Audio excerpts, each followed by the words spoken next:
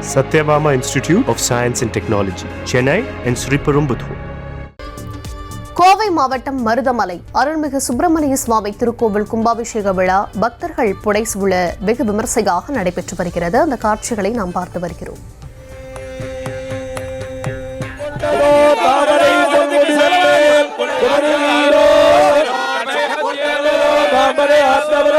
இடம் கொண்டிருந்தார் இடைமருதி வெற்றிவேல் முருகனுக்கு வெற்றிவேல் முருகனுக்கு அருணாச்சலமூர்த்திக்கு ஞானவேல் முருகனுக்கு வெற்றிவேல் முருகனுக்கு வேலுண்டு வினையில்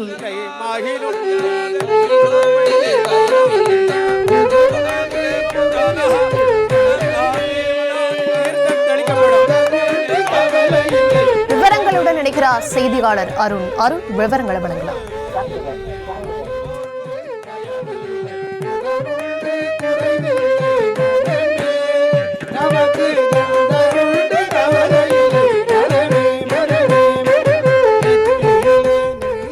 அருண், கோவை மருதமலை கோவில்ல கும்பாபிஷேகம் வெகு விமர்சையா நடைபெற்று வருகிறது. விவரங்களை வழங்கலாம்.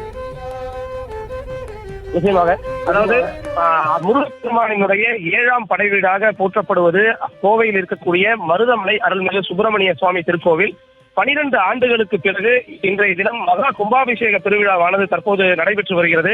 இந்த கும்பாபிஷேக விழாவை பொறுத்த வரைக்கும் ஏராளமானோர் இன்றைய தினம் வருவார்கள் என்று எதிர்பார்க்கப்பட்ட நிலையில காவல்துறையினர் 1500 காவல்துறையினர் நேற்றைய தினமே இங்கு பாதுகாப்பு பணியில் ஈடுபடுத்தப்பட்டிருக்கிறார்கள்.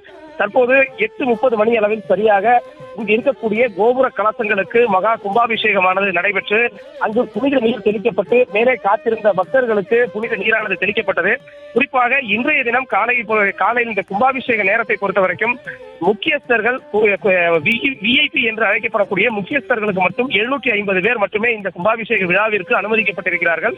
காலை 6 மணி முதலே இங்கு பக்தர்களின் கூட்டம் என்பது அதிகரித்தபடிதான் இருக்கிறது. பக்தர்கள் சாதாரண பொதுமக்கள் இங்கு வரக்கூடியவர்களுக்கு தனியே மலைப்பாதையில் அனுமதிக்காமல் அங்கு இருக்கக்கூடிய படிக்கட்டுகள் வழியாக மட்டுமே அவர்கள் அனுமதிக்கிறார்கள். அந்த படிக்கட்டுகள் வழியாக அனுமதித்திருக்கக்கூடிய பக்தர்களுக்கும் ஆங்காங்கே தடுப்புகள் அமைத்து காவல்துறையினர் அவர்களை ஆங்காங்கே நிறுத்தி வைத்துத்தான் அனுமதிக்கிறார்கள்.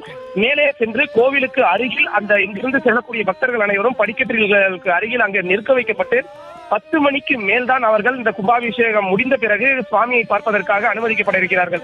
இன்றைய தினம் இந்த கும்பாபிஷேக விழாவில் கலந்து கொண்டிருக்கக்கூடிய 750 பேர் அந்த கோவிலில் இருந்து கீழே இறங்கிய பிறகுதான் மற்ற பக்தர்கள் அந்த கோவிலுக்குள் அனுமதிக்கப்படுவார்கள் என்று ஏற்கனவே அறிவிக்கப்பட்டிருந்த நிலையில தற்போது கும்பாபிஷேக விழாவானது நடைபெற்று வருகிறது.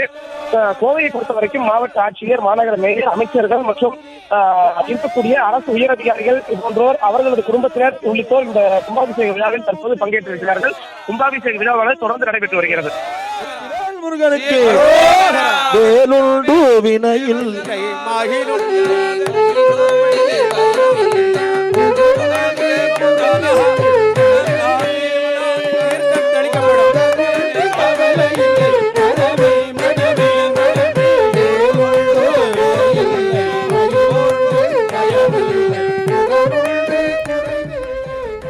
விவரங்களுக்கு நன்றி அருண்.